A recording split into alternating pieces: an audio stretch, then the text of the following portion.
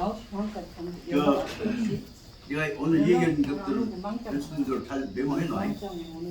그러면 단지 오늘 공부가 아니라 일정 동안 살아가는데 공부 자료가 될 것이니까. 박 선생님! 박 선생님 들으셔야 내가 수업 시작했어. 달력을 뜯어야 되는 거 오늘 일인지 선생님이 학장님이 이쁘게 뜯어서 선생님이 써야 되는데 쓰지 마라. 이쁘게 뜯어도 될지. 잘 뜯지 마. 아 이쁘게 아니 오늘 10월. 아니, 내가 더럽게 깨끗이 뜯어갖고 메모지 쓰라고 항상 해놓고. 아 깨끗하게 뜯으면 되죠. 아 깨끗하게 뜯으면 되죠. 다. 칼로 매번 유튜브 그게 싫어도 마음대로 하시면 다 마음대로 나도 싸우셔야지 그냥 커피 한 잔 타고 커피 안 줘. 자기 커피 안 먹어? 이 알력에 나오는 메모지 한 장이 적어도 한 달 생활하는데 얼마나 중요한 정보를 정리하는 자료라고. 아니 다 빤싸게 뜯어드릴게요. 그래서 항상 알력 뜯어서 메모지 만드는 것이 얼마나 중요한 일이다 생각이 들어서 그게는 덜렁덜렁 생각인데 지금 반드시 뜯으면 꼭 종이 헛이 안 되고 딱 맞춰갖고 그래갖고 이렇게 칼로 칵 뜯습니다. 그렇고 그것보다요 공구로 딱 대고 찢으면은 그 칼보다 안에도 더 딱 정확히 잘라져 찢어져요. 그 그래요. 위에가 철이 들어있어. 예, 우리가 칼이 딱 들어있다고요. 그럼 저거는 그 자른 것보다도 더 정확히 잘라져요. 벌써 10월이 되었네. september가 하고 옥토버가 와갖고 벌써 10월이 옥탑이 하나 있어요. 옥토버가 지나가면 뭐야 이제 다 가버린 노벰버, 디셈버가 되온단 말이야. 됐죠? 네. 네, 됐어. 네, 됐습니다. 네. 이와에 만났을 때 어쩔 때 보면 우리 생각 보지 마. 여기 와갖고 딱 찢어보지 않니? 몸에 아까운 거 생각이 든다고. 왜냐하면 한 달 지난 것에 관한 앞으로 메모에 관한 것들이 기회가 찾아볼 것 같은 느낌이 들어요. 그래서 반드시 꼭 이렇게 잘라갖고 깨끗이 잘라갖고 그럼 여기 몇 장이 나오냐? 그러면 몇 장, 8장, 8페이지 그 메모지가 나온단 말이에요. 그럼 여러분 갖고 반드시 PK에다 찍어서 메모할 때 공간 터뜨리지 않게 하는 습관을 어디서 배웠냐? 내 존경은 우리 백부님 큰아버지한테 배운 것이요. 예, 얘는 해도 맞아니?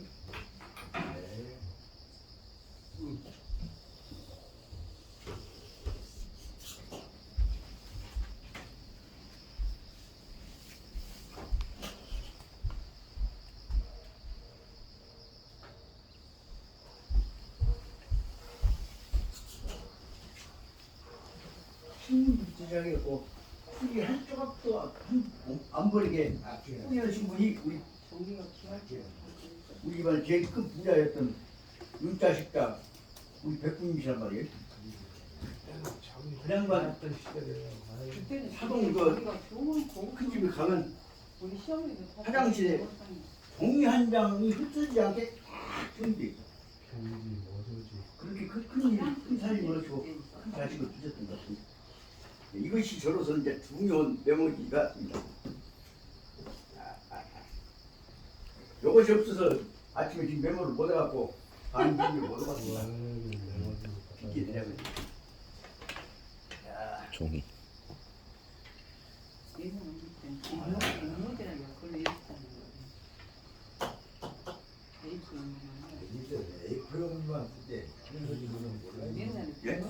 백문지 그러면 모르더라고요. 우리 시골에서는 백노지라고 쓰다 보면 알아. 있어. 처음엔 약간 몰랐는데 우리끼리 한 색깔. 그게 경기라고. 처음엔 몰랐는데 이제 그게 그러니까 이걸 모르고 달력 꼭 이렇게 갱년이라는 것이 갱년. 정강을 찢어갖고 매매해갖고 헛치기해서 누르는 것들을 보다 보니까 내 새끼들은 집에서 달력 딱딱 절대 못해. 그 아무 땅에 갔지만 좋은 거 가르쳐. 예, 달력 뜯어갖고 메모한 것처럼 가장 중요한 메모가 없잖니. 아하 핑계대갖고 강의하려다가 기다렸다가 핑계대면 이제 그냥 시간 좀 잘 치겠지. 그렇죠. 그러면 참 어서 오세요. 영화 비기는 하자는 그래요? 그래 가까이. 오늘 안녕하세요. 2021년 그래요? 10월 1일 강의를 이건 이 세상에서 이 나라에서 제일 뛰어난 그 보살님 이 시간을 기다리다가 시간이 한 2분이나 늦은 모양이네. 죄송합니다. 오늘 아침에는 어찌 이상스럽게 내가 흥분해갖고 아침부터 흥분해갖고는 연기 들어다가 언니 오셨어? 지금 잠깐 공부하다가 시작해볼까? 네. 네. 하연 인사. 안녕하십니까. 오늘 아침에는 이제 뭐냐고 그러고 집사람한테 또 빨리빨리 주사도 놓고 운동도 시키고 뭐냐고 그러고 꾸준히 듣고 나서 깜빡 잊어버렸네. 책 좀 보다가 그러다가 이제 그 전에 칸트 공부했던 생각이 나서 책을 본 게 책이 없지. 이제 그렇게 큰 사전만 갖고 찢어게 그거 갖고 이제 칸트 개념을 정리했어. 그러다 보니까 깜짝 놀란 사실은 오늘 문자를 하나 써보자면 서투른 독일말로 하자면 임마누엘 칸트 프리마트 데어 프락티스 배우는 붙죠. 다시 말하면 순수성이 아니라 실천에서 프락티스는 실천 이성이 절대적 우위라고 하는 논리를 갖고 설명했단 말이에요. 그 딱 우리말로 번역을 하면 이기론에 있어서 이보다는 기가 실천 이성으로서 훨씬 중요한 이유가 있다는 것을 설명을 했죠. 그 보는 순간에 몽대로 뒤통수를 한다고 맞은 것처럼 깜짝 놀랐어요. 이기론이 지금 동양에서 당나라 송나라 때 와서 지금 주자 후로 자꾸 논의하다 보니까 이 우선 논의갖고 한국 사람들이 전부 이 줄줄이 서갖고 전부 한국에서 제1인자라고 하는 이 태계가 기 전적으로 이 이론을 갖고 중국 따라가 보니까 우리나라 사람들이 전부 이 이론 기 중심으로 했던 양반들도 전부 태계 따라가고 전부 이 중심이었어. 바로 말하면 실제로 여기 이쪽 이론에서 이 호남을 대표해갖고 태계한테 붙어갖고 정론으로 대결했던 고봉조차도 가서 예예 하고 가서 그때 사실상 말하자면 선생님 따르겠습니다. 그래갖고 고봉이 이를 중심으로 하고 단지 기도 받아들입죠. 그래 자네 말도 참고하지. 그러지만 내 말 잘 듣소. 알았습니다. 그래갖고 이어국기가 고봉과 태계가 통합되는 이론을 해갖고 저쪽에서는 뭐예요? 고봉은 태계 이론을 한번 계자고 이쪽에서는 이제 또 체면 때문에 그래도 고봉한테 태계한테 눈 감고 됐냐고 울패요 라고 얘기하다가 누구한테 맞아버렸냐 그러면 왜 정정당당하게 붙이게 불 밖으로 그러냐 아니 누구한테 고봉이 누구한테 꾸지람 들어버렸냐 율곡한테 맞아보고 그러면 꺾겠던 것도 그 체제에서 그래서 태계하고 율곡하고 싸움으로 보지 태계하고 고봉하고 싸움으로 안 봐본단 말이에요. 이 그러면 그런데 그 후로 이제 장석표도 또 전부 다 기 중심으로 설명했던 가령 노사동사는 또 실천은 전부 다 기 중심으로 설명해놓고는 이론은 뭐냐면 전부 주 이론가 되었단 말이에요. 왜 그러냐? 그 흐름으로 봐서는 그 대설이하고는 중유학 성리학 쪽에 잘못 붙었다가는 뼈도 못 치니까 붙어가 되었단 말이에요. 그런데 그것 때문에 서양 철학, 동양 철학에서 어떻게 될 것이냐고 봤는데 깜짝 놀라요. 오늘 아침에 책을 읽다 보니까 아까 방금 얘기했던 대로 임마누엘 칸트가 실천 이성 우리가 뭘 행동을 일으키냐가 우선이지 어디 이론적으로 어떻게 정리가 등등이 아니다. 그 정도 설명했던 점 보고 나서 웜이 오늘 여기 갖고서 좀 찬성을 해야겠다 하는 생각이 들어서 그동안에 말씀드리려고 했던 것들을 다시 말하면 실천 이성 다시 말하면 이보다는 민족 정기를 그 사람들 뭐냐면 이 민족 정기를 정통적인 정신이라고 선정도 한다는 정기 이론 중심으로 해갖고 우리가 무엇을 이룰 것이냐 하는 것이 중심이지 어떻게 하늘 뜻받을 것이냐 문제가 된다. 그러다 보니까 어제 며칠 날 와서 2개월 동안에 이런 얘기까지 했습니다. 진짜로 원리를 중심으로 하자면 여호와 하늘님 밑에 사탄이라고 존재가 있어갖고 쫓겨나야 할 이유가 어디가 있냐. 그래서 사탄은 허용하지 못하는 하늘님은 우주 통합 못하지 않냐. 그러니까 미워하고 죄고 원죄고 그런 식으로 몰아치지 말고 다 품을 수 있는 방법을 설명하자. 원래 세계 다 품을 방법 설명하자. 그럼에도 불구하고 왜 다 품으려고 품고 설명하자. 이상세계를 실천하기 위해서 중요하기 때문이다. 다시 말하면 실천이 이상 상태를 만드는 실천이 중요하기 때문에 실천을 위해서 이와 기가 나오는 것이야지.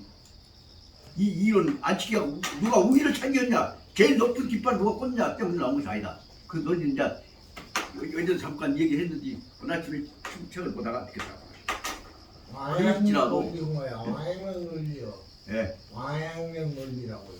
아니 이제 나 얘기했어. 그럴지라도 오늘한테 우리한테 중요한 것은 실천은 문제고 우리가 뭘 할 것이냐가 문제고, 그러다 보니까 율곡 선생이 설명하셨던 정몽요결 중에서 제일 중요한 실천에 관한 문제를 설명하고 있는 대목이 바로 말하자면 이 교재로 보자면 제3장에 해당되어지는 말은 지신, 내 몸과 마음을 어떻게 가지고 행동할 것이냐는 지신편으로 설명이 되지만, 지신편 책으로 보자면 26페이지부터 나온다면 지신편에서 지신편을 4가지 단계로 기승전결로 나누어 보자면, 다시 말하면 원리적인 입장에서부터 구체적인 내용과 실천적인 과제와 그 다음에 그것을 종합시킨 결론으로 연결해서 기승전결로 나누어 보자면, 26페이지 제일 처음에 나오는 학자는 반드시 이런 정신을 가지고 노력해야 한다. 그 내용을 공자님 말씀하신 대로 그 둘째 줄에 나온 대로 주 충신, 마음의 기본적인 원리를 딱 간직하고 그 다음에 그것을 주변과 흔들림 없이 신이란다 내용의 일관성을 가지고 유지한다. 그래서 출발점은 충이고 그 다음에 주변과 조화하는 신이다. 그래서 충신이라고 해갖고 충신을 원리로 해야 한다는 내용을 설명한 것이 지신편에 있어서 기승전결 기다고 말씀드렸습니다.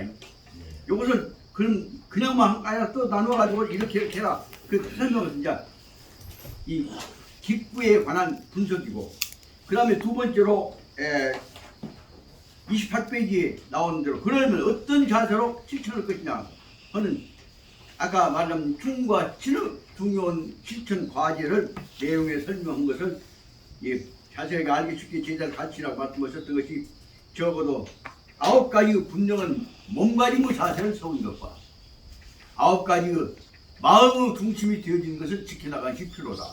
9가지의 몸가짐에 관한 것을 보자면 28페이지 밑에 셋째 줄 나온 대로 이 9글자의 얼굴용자 무슨 용자란 말이에요. 몸가짐을 분명히 해야 한다는 구용과 모든 문제에 부딪혔을 때 마음 쓰는 자세를 분명히 가져야 한다. 그래서 9가지의 생각하는 자세로 구사와 그래갖고 구용 구사를 가지고 말하자면 여기 지신의 근본 내용으로 설명하고 있다.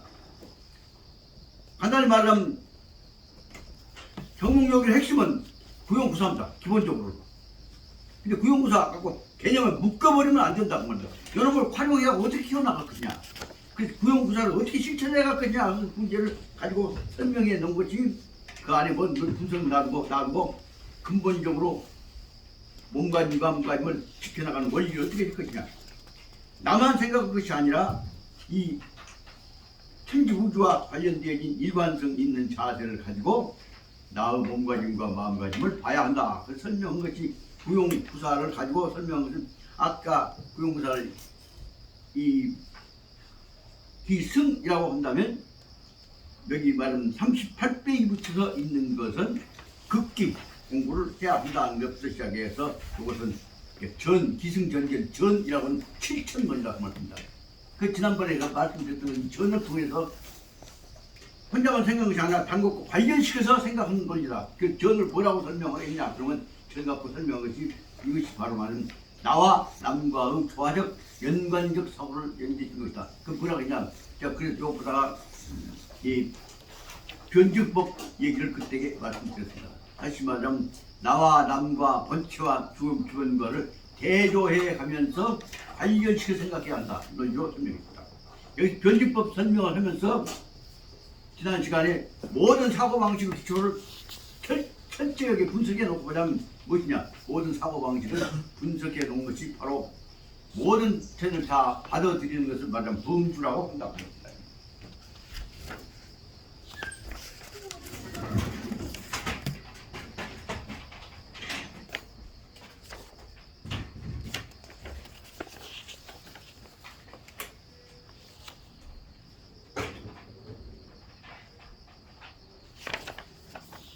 법자라고 썼는데 이것은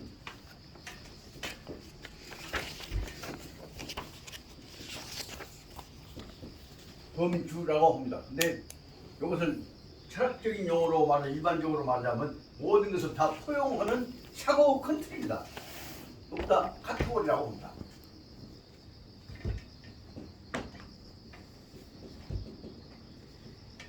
카테고리라고 하는 말은 모든 것을 다 마음속에다가 논리적 체계, 정보 체계로 다 모을 수 있다는 것을 말합니다.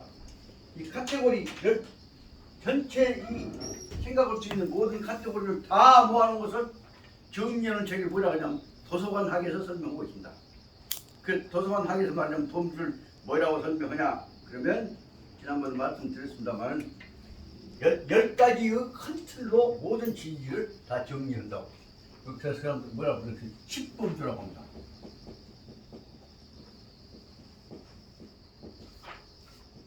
그럼 이것은 목숨 숫자에다 발전자 쓰겠지. 10범주랍니다. 그럼 10범주에 관한 것을 다시 한번 또 잔소리같이 생각이 될지 모르겠습니다만 큰 차원에서 기억을 해보십시다.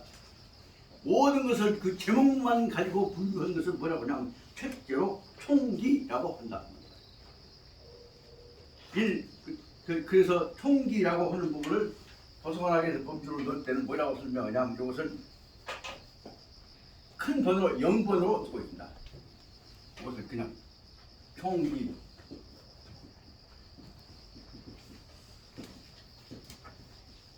총기라고 합니다. 모든 것을 다 전부 정리한 다시 말하면 총기는 무엇이냐 하면 사전학입니다. 모든 사전을 정리한 것입니다.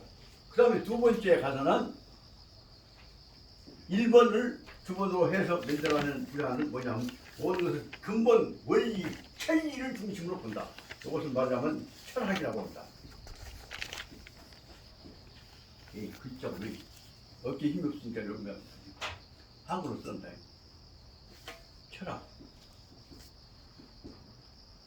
철학이라고 합니다. 그럼 모든 문제는 그 밑에 흐르고 있는 원리를 체계화한 논리를 철학이라고 합니다. 두 번째에서는 철학을 가지고 다시 한번 그 끄트을 파고 들어간다. 그것이 역사라고 합니다. 세 번째에 있어서는 철학과 역사를 가지고 여러분 가지고 구체적으로 나타나는 같이 사는 사람들 사회에서 나타나는 현상을 정리한 것을 사회과학이라고 합니다.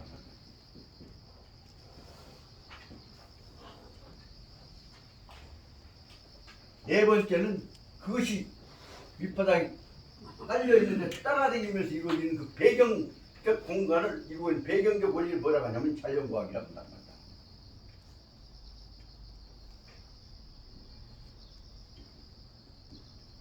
다섯 번째는 여러분을 가지고 이제 응용해서 만들어진 것을 뭐라고 하냐. 여기 이제 여기까지 여기다. 사실상은 이제 5번이 전체적으로 다 6번째입니다. 5번이 여러분을 가지고 이루어지고 있는 모든 존재하고 있는 것들을 갖고 만들어내고 있는 써먹는 방법이 뭐냐면 과학이라고 한다.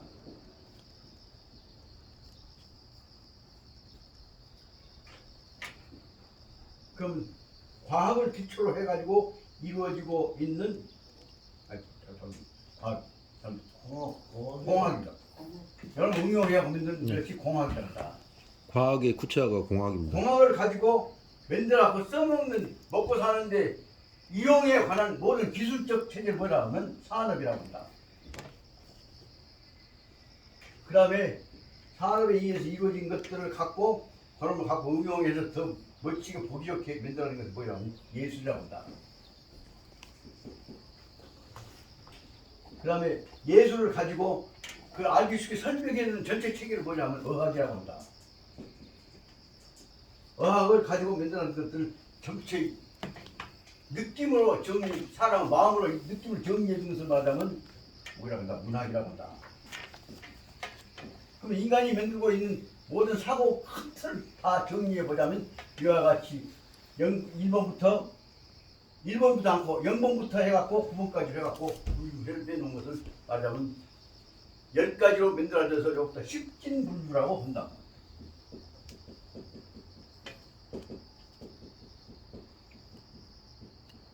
십진분류법이라는 것은 뭐냐면 듀에에 의해서 존 듀에에 의해서 이루어진 모든 지식체계를 정리해 놓은 것이다 말이다. 근데 우리나라대로 듀에에 의한 십진분류법 말로 한국식 분류법을 만들게 됩니다. 여기서 듀에에 의해서 만들어진 DDC라고 하고 한국에서 만들어진 것은 한국에 만들어서 KDC라고 합니다. 이와 같은 한국식 십진분류법이 이루어지게 됩니다. 이런 체제에 의해서 전체가 모든 사고 문제를 정리하는 체제를 만들었다가 여러분 더 발전시킨 것이 바라면 학문적 상관성을 정리하는 것이 바라면 사회학이란 말로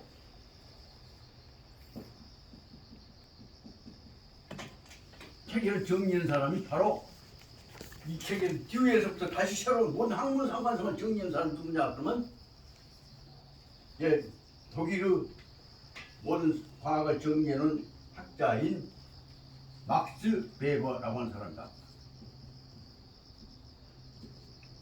막스 베버에 의해서 이와 같은 관계를 정리해 놓은 것을 체계화할 뿐만 아니라 어떻게 하면 더 발전시킬 것이냐 하는 것으로 연결되어져 있는 것이 말하자면 막스 베버에 의한 것들이 바로 말하면 법사회학이라는 체제로 발전하게 됐습니다. 그 막스 베버에 의해서 법사회학에 관한 체제가 다시 발전된 것이 뭐냐면 정책과학이라는 분야로 발전하게 됐습니다. 그래서 여기서 알아둬야 할 사회학이 발전된 것이 뭐냐면 정책과학이다.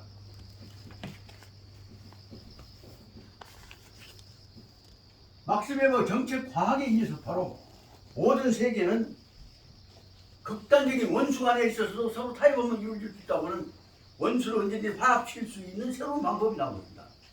공산주의와 사회주의와 자본주의와 민주주의가 아무것도 다 죽일 것 같아도 현재 타협 없는 이유는 뭐냐? 막스 베버에 의해서 이루어진 정책과학이라고 하는 학문이 이루어졌기 때문에 오늘날 인류는 안 깨진 것입니다. 원수는 죽여버라! 하지만 공산당은 몇 쪽 치고라 하니 이 지기들끼리 말을 해놓고 다 뒷공문에서 만나고 타협해 갑니다. 언제부터 타협이 이루어지냐? 예를 들면 나폴레옹 전쟁 때 영국하고 프랑스하고 서로 원수 죽일 수 있게 해놓고도 지기들끼리 서로 낙후에 사고를 시작합니다. 근데 오늘날에 있어서 말하자면 크렘린하고 즉 소련하고 미국하고 그냥 엄청난 정보 싸움을 한 것 같아도 원수 죽일 것 같아도 똥구녕에서 다 지기들끼리 타협하는 채널을 만들고 있습니다. 왜 그것이 가능하냐? 적어도 마음 끌어놓고 서로 통화 대목 있지 않냐? 그걸 통해서 연결시켜야 돼. 인류는 서로 죽여서는 안 돼. 이 내용이 맨날 수없이만 전쟁을 통해 이루어졌다. 그 내용이 바꿔진 것이 바로 뭐냐면 정책과학이라고 하는 이론을 정립했기 때문입니다. 정책과학을 정립해서 어떤 원수 전쟁이 나도 전쟁으로 풀지 말고 풀어나가자 할 수 있는 길을 만드는 지혜로운 사람들이 있다면 그 사람들 믿음의 성인들이죠. 공자님, 맹자님, 예수님 같은 성인 개념으로서가 아니라 이게 머리를 쓰고 마음을 끌어나가서 사람을 끌어나가자. 그 방향으로 지금 새로운 세계가 터져가고 있습니다. 그런데 한쪽에서 원수는 죽여야 해. 야들 구원을 못 받아. 설명해놓고도 뒷구에서는 다 타협을 하거든요. 오늘날 그래서 인류는 말하자면 지금 3차 대전이 일어나야 마냐. 곧 영국어, 미국어, 독일어, 일본어 죽여볼 것 같이 해놓고도 낙후에서 항상 보이지 않는 채널이 보이는데 그것들을 딱 따라놓고 이제 세계 평화를 위해서 마음 열어놓고 솔직히 얘기하자 한 방향으로 가야 할 것이 오늘날 말하는 정책과학을 통해 이루어지는 이 인류 성자들, 지도자들이 해야 할 일이라고 생각이 든다고 말입니다. 그래서 저는 그런 생각을 합니다. 이제 이 정도 인류가 왔는데 절대로 3차 대전 갖고 불바다 되어갖고 인류를 멸망시키는 바보같이 그런 할 이유가 없다. 현재 그 옛날 전남대가 이 해안과 큰 건물 지도자였던 이 오국주 선생님이라고 아마 아실 거지. 한번 들으실 거예요. 오국주 교수님 말씀에 의하면 그냥 원자문학부터 과학자 쪽에 하나 제 대감자 훨씬 말씀이 정부나 예 현재 미국이 가지고 있는 원자 폭탄, 수폭탄만 갖고 터뜨려도 현재 지구상에 있는 인류가 50번 죽을 만치가 만들어져 있다. 거기다가 말은 세군 병군까지 만들어놓고까지 하면 500번 죽을 것 같이 만들어놨다. 그거 갖고 서로 이게 죽이겠냐? 근데 부인하면 확 죽여버릴 게 생각한다 그 말입니다. 그러나 중요한 문제는 뭘라고 그짓거리 만들어놨냐? 사람 죽이라고 만들었냐? 정신 차려야. 그리고 어른이 얘기하면 못 전부다 그 말 그 세상을 향해서 사람 죽이라고 만들어놓고 그 권총하고 광크로 기관총 갖고 얼마나 죽인 거 수폭탄 갖고 50만 명 죽인 거 이거 만들어놓은 거 못한 거야? 하지 마라. 하는 사람 지도자들이 나와야 할 때가 됐단 말이야 세상에. 그 오국주 교수 말씀입니다. 그렇게 만들어놓고 저 죽으려고 퍼뜨리겠냐? 너만 죽냐? 너그 새끼가 죽어야? 너그 새끼만 죽냐? 너그 새끼들 앞으로 살아날 터전도 없어져 버려. 그니까 맨날 쓰겠냐? 그러니까 그러지 마야 하는 얘기를 할 사람도 있지 않니? 그 얘기를 정직하게 할 사람들이 안 나왔는데 점점 나온단 말이야 앞으로. 그 우리가 해야 할 일은 바로 모든 정보를 갖고 있어 다 설치면 다 끊어놓고 그리고 너무 혼자 독점을 나가지 말고 나눠 먹고 협력하는 체제를 만들자 하는 얘기가 나와야 할 때가 되지 않냐. 그걸로 설명이 앞에 마지막 시대였어요. 그런 시대가 온다. 그러면 이런 시대에 대비한 동원할 수 있는 모든 지식체계 정보는 솔직히 말하면 사무실에서 까놓고 솔직히 얘기할 거 아니야. 솔직히 얘기하는 국토가 만들어져야 한다. 그것이 우리가 가야 합니다. 근데 그것을 위해서 실천해간 문제가 나만 우리만 잘하는 것이 아니라 상대방보다 잘해야 한다는 의미로 만들어진 것이 바로 말하자면 아까 말하자면 내 몸가짐뿐만 아니라 남 몸가짐과 연결해서 기승해서 전 서로 간에 어떻게 타협해 가면서 이 문제를 갈 것이냐 문제다.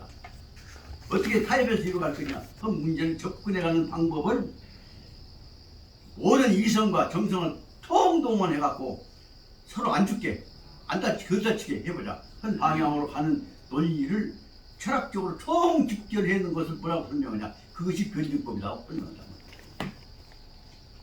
그래 보니까 아까 아침에 사진 찾아보니까 이것들 총 정리해갖고 접근해가는 지혜과학을 우리 뭐라고 설명할 수 있냐. 제일 처음에는 성경에서 그것보다 뭐냐면 그 메타리 수학이라고 말 설득시키는 기술이라고 생각했는데 오늘날 와서 그건 뭐냐 알만치 알아보고 듣고 생각하면 깨닫게 자기들 마음을 깨닫게 딱 마음을 열고 공부하는 방법을 뭐라고 설명하냐 변증법이라고 한다 그 말입니다. 그래서 우리는 말은 지금 애기들한테 정신차리라고 공부시키는 가장 기본적인 것을 지금 율곡선이 가르친 것 같이 생각합니다만 근본자는 뭐냐 율곡 선생이 가르치고자 하는 것은 근본적으로 지혜롭게 모든 문제를 해결해 나가는 변증법을 설명하고 계신 것이다. 정말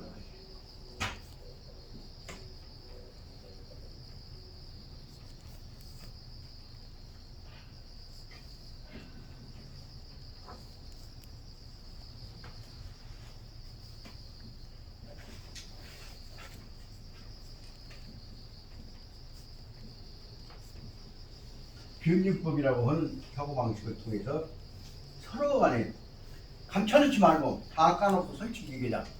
그래서 새로운 질서를 새로운 공동 목표를 향해서 사람 사고를 결합시키는 방법을 우리 변증법이라고 한다고 합니다. 그래서 변증법의 중요한 내용은 핵심은 무엇이냐 그러면 출발점을 이제 한번 생각해보자. 요거 이제 설명해 시간이 끝났습니다. 변증법적 사고방식을 전개해 나가는 것에 관해서 우선 출발점부터 생각해 봅시다.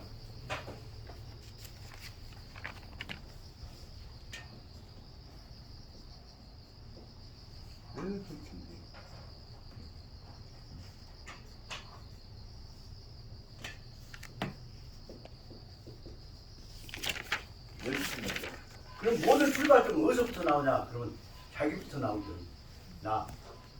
나를 한자는 뭐라고 쓰냐면 몸지자라고 씁니다. 몸지. 이것은 영어로 뭐라고 하냐면 그 사관 뭐냐면 주체입니다. 주체 영어로 뭐라고 하나? 뭐다 주체를 영어로 뭐라 하나? 서브젝트라고 해. 그것을 말하자면 이것은 주체를 자기 주말 서브젝트라고 본다. 그럼 나만 갖고 제가 나하고 상대방이 있어야지. 대상이 있어야지. 그러니까 주체를 기라고 한다면 주체의 대상을 뭐라고 하면 객체라고 한다는 겁니다. 이것은 오브젝트라고 한다는 말이에요.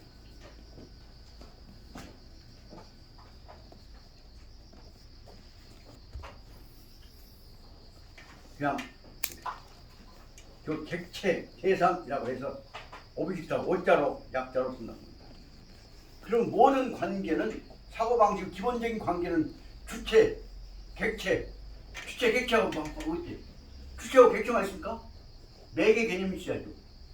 그래서 여기서 반드시 나온다 뭐냐면 주체, 객체가 있다면 서브젝트, 오브젝트가 있고 그 다음에 세 번째 요소가 뭐냐면 주체와 객체의 관계가 있어야 한다. 그래서 이것을 말하자면 서브젝트, 오브젝트에 내가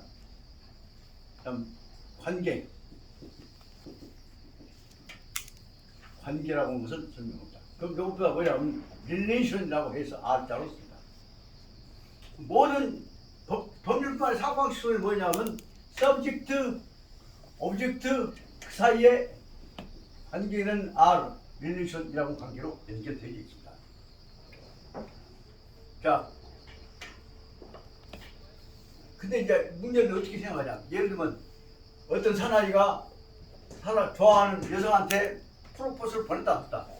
뭐 간단히 생각을 하면 주체는 남자예요. 대상은 아름다운 여인은 오브젝트요. 무엇을 보냈어? 꽃다발을 보냈다 할 때는 꽃다발이 뭐예요? 오브젝트가 되지. 아니 오브젝트가 아니라 뭐예요? 이 관계를 연결시키는 매개 개념이에요. 프로포즈가 돼요. 그럼 그놈에 대해서 받아들인다고 하면 그 받아들이고 너 하면 거절되면 안 돼. 여러분 관계를 연결시킨 개념이 앞에 처음으로 이걸 이니셔티브 처음이라고 한다면 여러분의 두 번째 관계도 나올 것이야. 뭐 좋게 만들라. 그래서 둘이 친해지기 시작했다.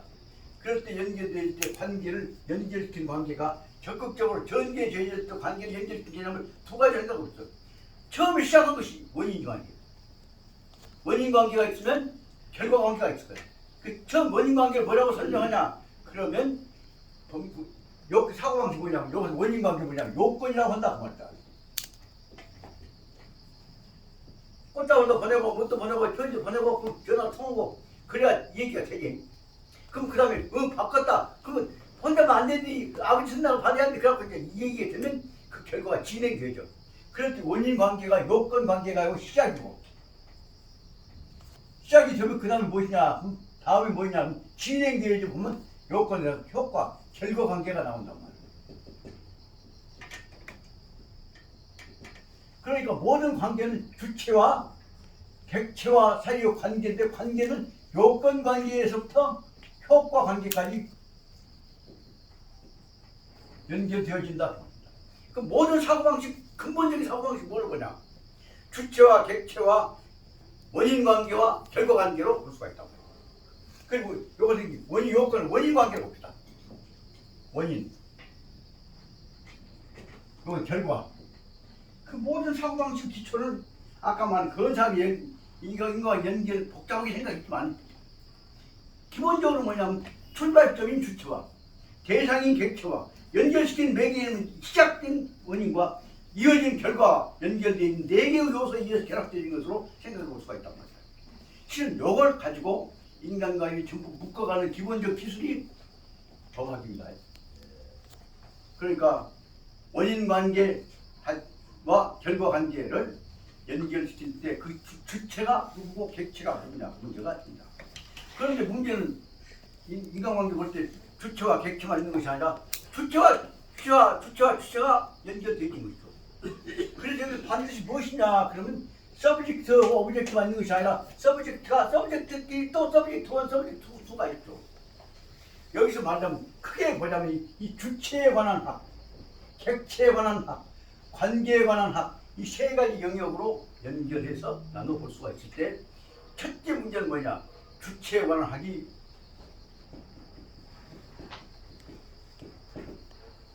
가장 근본적인 문제가 생각보다 법률관계의 사고한 주체가 뭐예요? 제일 첫째 주체가 뭐예요? 출발점이 뭐예요? 중요한 문제는 사람이 주체가 되는 것이죠. 그 근본적인 모든 관계의 주체는 사람이다. 사람만 돼야? 사람 밑에 붙어있는 사람도 없지. 여기 중요한 문제, 서브젝트 중요한 문제는 사람인데 사람은 법적으로 뭐라고 말? 이거 사람 뭐라고 말? 법적으로. 사람을 인이라고 하죠. 근데 세상에 존재는 인만 존재입니까?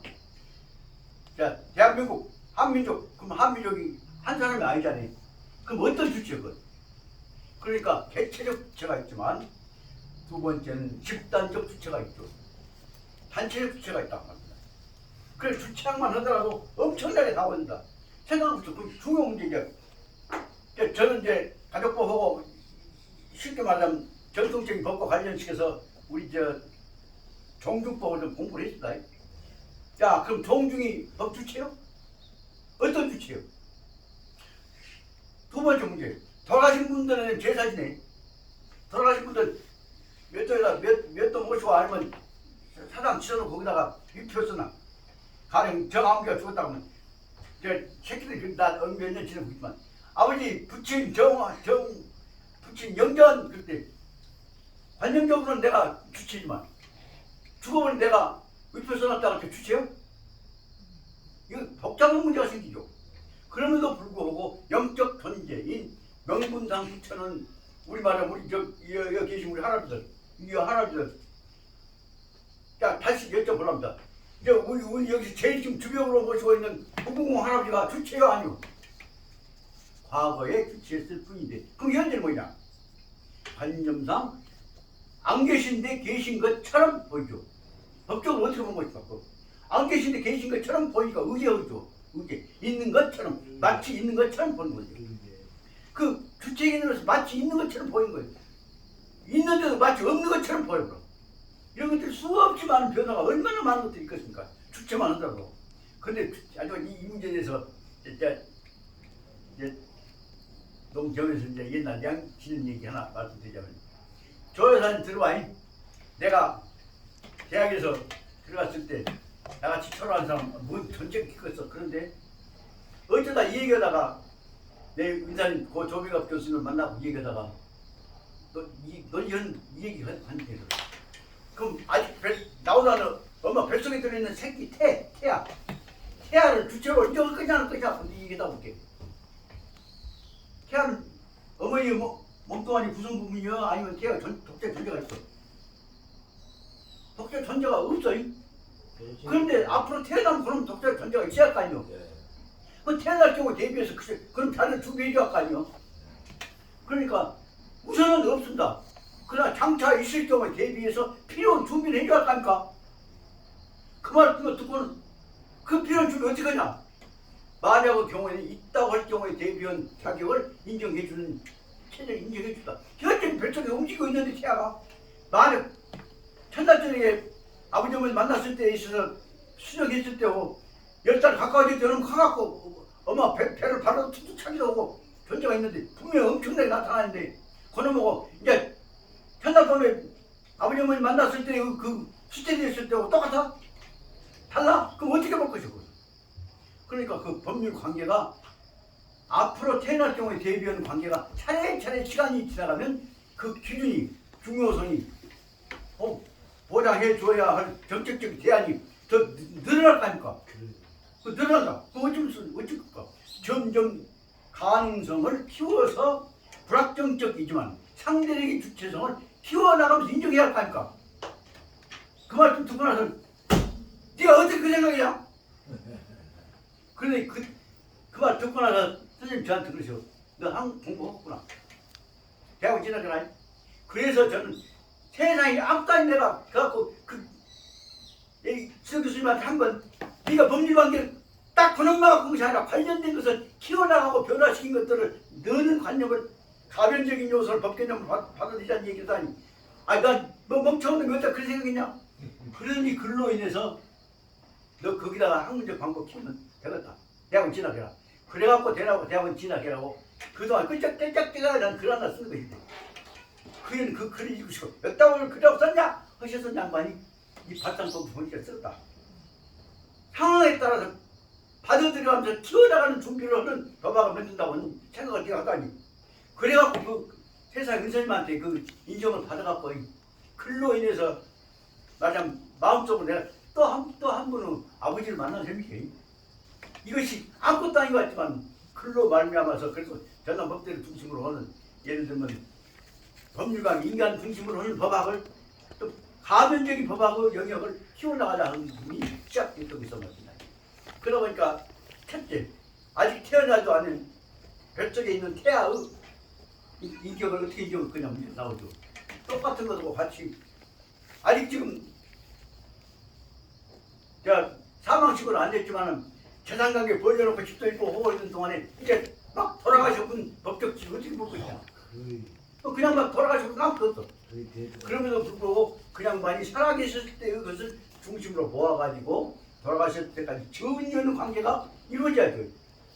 그러니까 이 아무것도 아니지만 발상법에서 딱 있는 거 그것만 큰 것이 아니라 여러 변화됐을 때 없어져 갈 때 가정 정리하고 이런 깨끗한 것이 커져갖고 진짜 완성됐다 가정 정리하고 이런 문제를 어떻게 동적인 문제를 다 끌어내서 정리하냐 한 문제를 얘기해놓고 보니까 노 교수님께서 이런 생각을 너처럼 해보자고 적극적으로 뛰어서 해보자는 놈이 없으지야.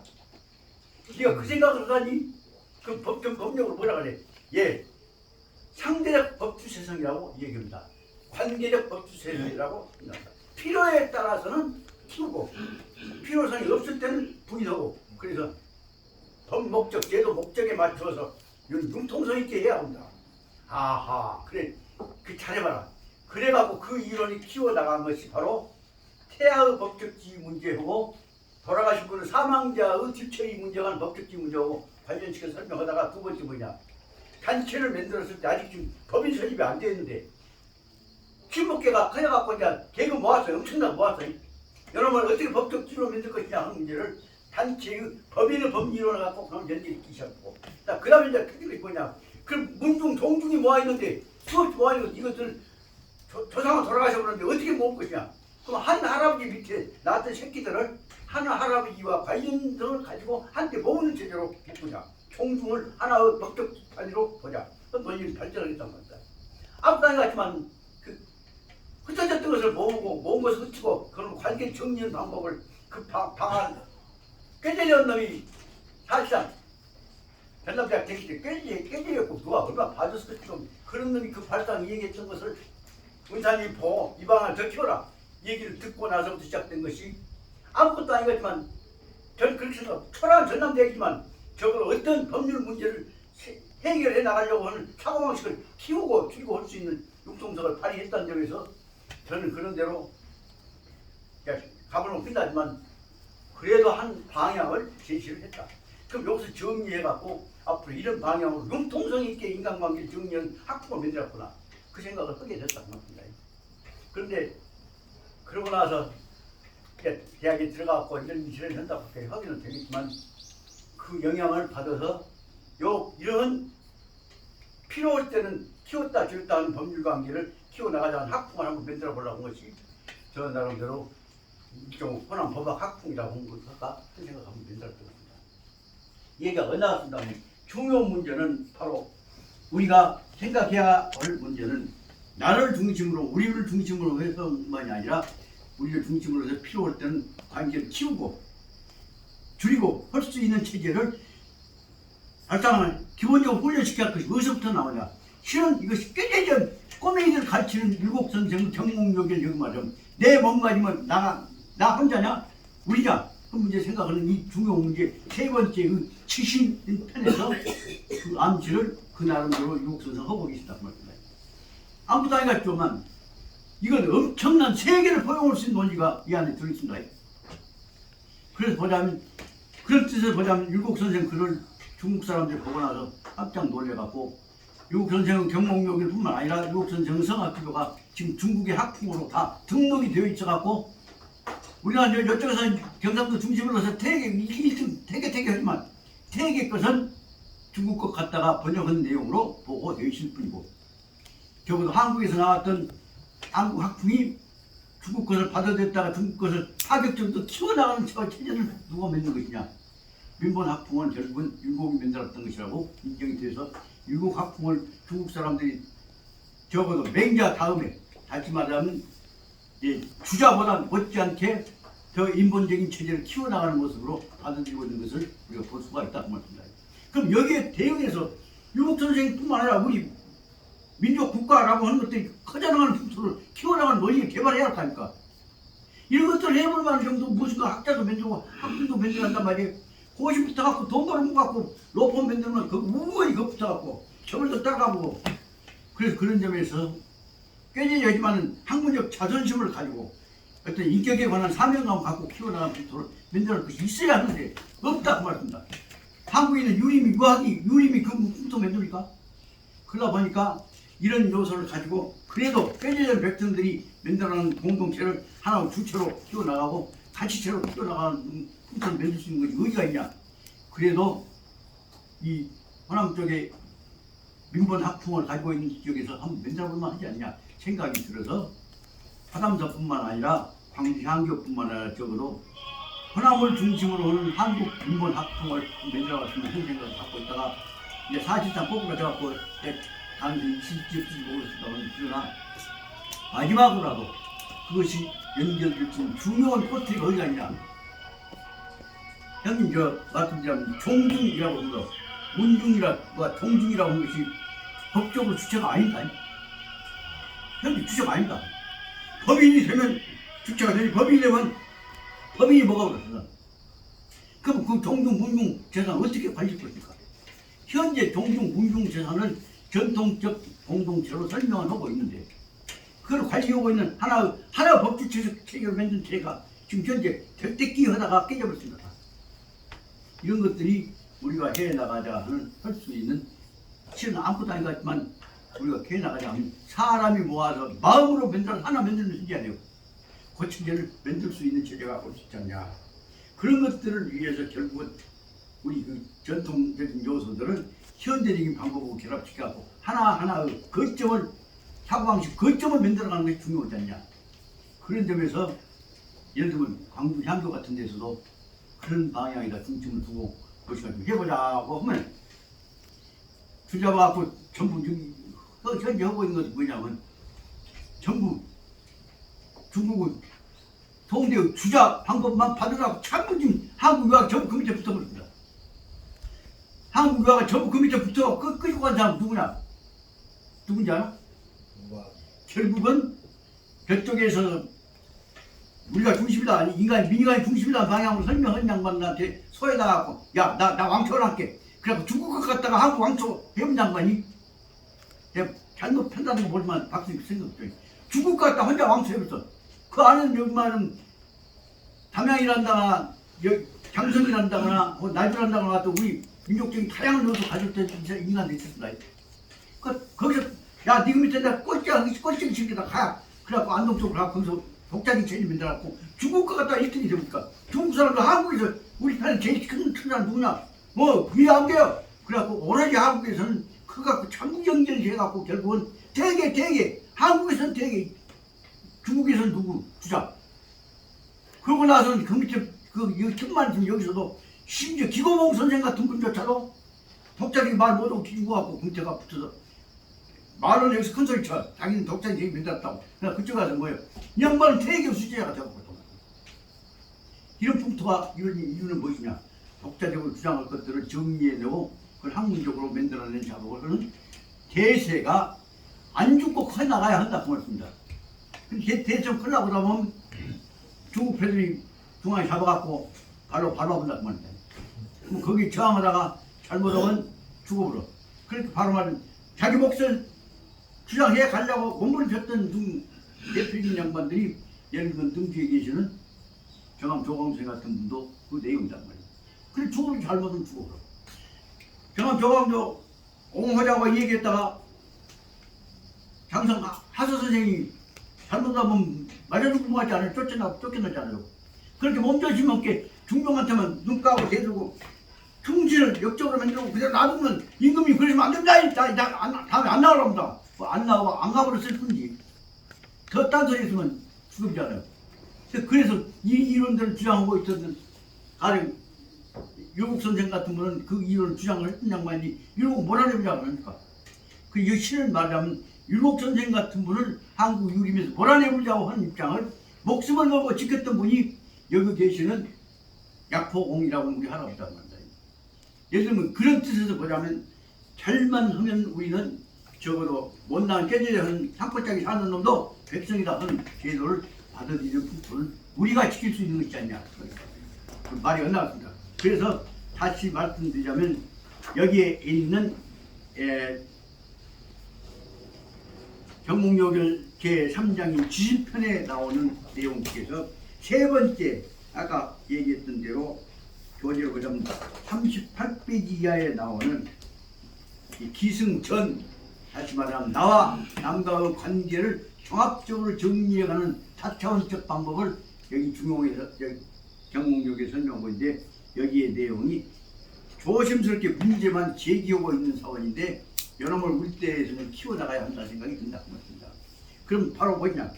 제 밑에 있는 대로 아까 얘기했던 대로 38페이지 쪽을 보자면 극기 공부에서 나라고 하는 것을 중심으로 해서 충실은 나를 만들자고 설명을 하고 계시지만 여기 율곡제만 따로 나를 중심으로 충실은 나를 길러내자, 나를 평가하자라고 하셨지만 제가 거기다 말씀드리고자 하는 것은 나에다가 나 혼자만으로가 아니라 나에다 뭐 때껍질도 붙이고 뭐도 붙이고 해갖고 나를 키워내는 나로 만들자 하는 내용이가 핵심이 있다고 말씀입니다. 그래서 저는 여기서 좀 연구를 해서 글 한번 써보려합니다만은 극기 공부로 해서 자기를 규명해내는 것만으로 볼 것이 아니라 제가 지난번에 말씀드렸듯 자기에다 다른 것을 보태갖고 자기를 더 큰 자기로 키워나가는 극기가 아니라 양기 공부를 하자 그 말씀입니다. 그래서 오늘 제가 말씀드리고자 하는 내용은 얼마나 여러분들이 이해해주고 받아주실지 걱정이고 내가 스스로 얼마나 맨수있냐가 문제지만 그래도 이 말씀을 저는 누구한테 특히 드리고 싶냐면 종종 우리 형님께 말씀드리면 형님 생각하시기는 아우가 그 생각이랑 했는가. 그래서 자네 말대로 다시 말하면 너 혼자 충실을 문제만이 아니라 너와 다른 사람들과 관련해서 서로 연계해서 키워나가는 대야 다시 말하면 더 큰 자기를 만들어가는 것이구나. 그래서 아까 얘기는 극기는 말하면 순수한 자기를 만드는 것이라고 한다면 여기서 다음에 두 번째로 꼭 보태야 할 것은 38페이지에다 꼭 보태기를 바라는 것은 앞에 있는 것은 극기로 붙여서 양기로 하자 말입니다. 욕망 집착에 흔들하고 나쁜 짓을 하고 있는 자기를 순수화시키지 않는 것이 극기 공부라고 한다면 거기다가 다른 요소 보태서 나를 뿐만 아니라 나한테 너도 배우고 너한테 내가 배우고 너하고 나하고를 연결시켜가면서 큰 자기로 커나가는 자기로 대야로 육아로 연결하자. 그것이 바로 극기로부터 저는 양기 공부다. 이 양기 공부에서는 나만 키운다는 것이 아니라 내 속에다가 그대의 장점을 내가 받아들여갖고 키우란다는 뜻이 들어있다고 말입니다. 동시에 너도 내 받아들여. 그 양기가 더 크다가면 더 크면 뭐냐면 아이가 더 크면 요것이 말하면 대야가 된단 말이야. 또 다시 말하면 대기가 된다. 내 몸뚱아리가 보통 몸뚱아리가 아니라 천하를 포용하는 내가 되도록 키워나가자는 내용을 여기를 밑에다 두고 있다 그 말씀입니다. 이 속에서. 그래서 경목요결 속에 있는 작은 부분은 우리가 파고 들어가면 엄청난 큰 대야, 큰 이상국가 공동체를 만들 수 있을 것이다 생각합니다. 아까 말씀드린 대로 그래서 현재 우리 사회에 있어서 나를 키워나가는 우리라고 하는 개념을 키워나갈 수 있는 개념은 여기 바로 말하자면 여기 있는 경목요결 제3장 소개가 양기 소개가 있다. 그래서 이 개념을 어떻게 볼 거냐. 그러려면 적어도 자기를 키우는 부분만이 아니라 자기를 순수한 자기로 환원하는 것만이 아니라 자기를 변화시키는 자기로 가는 것이 필요하지 않냐 그 생각을 제가 보태서 말씀드리고자 합니다. 아까 설명하다 말았습니다만 주체적 관계를 더 키워나가려고 하던 그 얘기를 좀 더 설명하려면 시간이 지났습니다.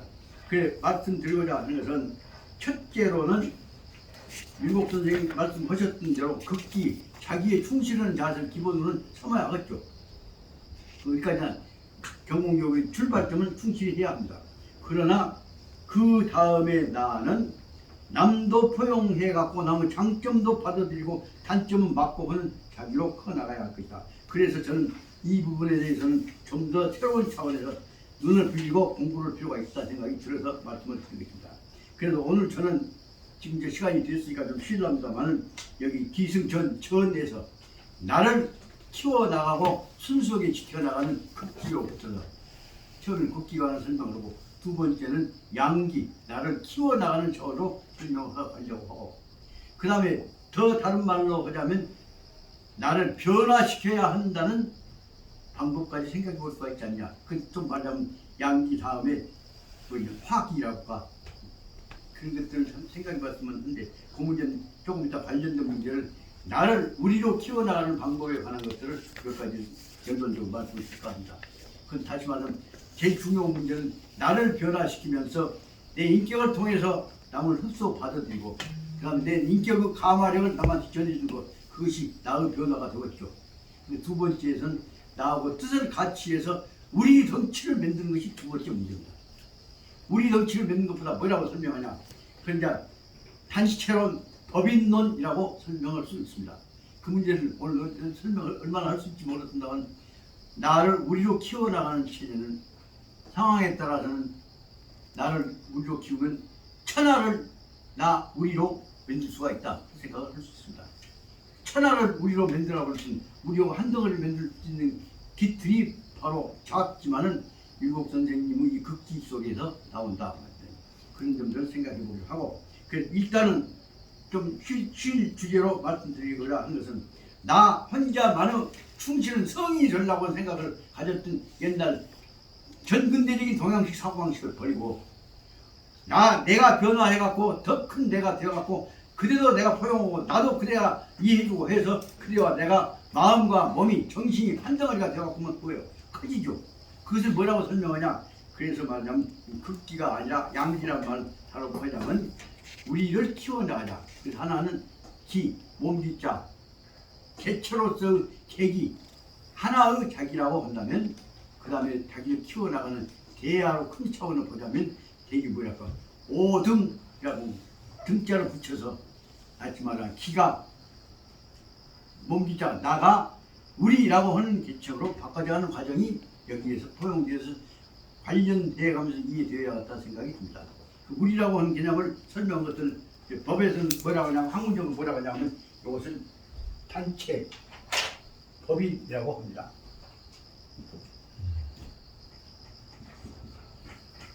이것은 단체를 키워나간다. 법적으로 뭐냐면 법인이라고 합니다만 실은 이거 보자면 개체가 커져나가기 때문에 이것은 민족이라고 하는 개념으로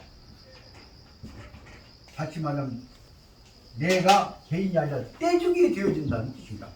족이라는 말은 떼죽, 결의적 그러면 한 패거리가 된다는 말이다. 그 다시 말하면 자기를 똑같은 자기를 많이 만들어가지고 거대한 자기로 확대시켜 나가는 과정을 실은 여기 지금 설명하려고 하고 싶었을 것인데 그 당시 꼬맹이들 이해 못하니까 처음 못했지만 말씀은 이 말을 설명해 나가고 있는 것이 여기 일부 뜻이 아닌가 생각이 듭니다. 그래서 이 말씀드리고자 하는 것은 바로 말이에요. 나는 작은 개인으로서 나가 아니라 우리라고 하는 나로 커나가는 문제를 생각해야 율법의 뜻이 여기 들어있을 것이다. 그 다음에 이것이 그 기초를 위해서 퍼져야 그 다음 뭐예요? 성학 지표 다시 말해 성자의 학풍을 이어받는 성자의 새끼들이 한덩어리가 되는 것이죠. 그렇게 연계시키는 그 매개에는 출발점 여가 있다는 말씀을 드리고 좀 쉬겠습니다.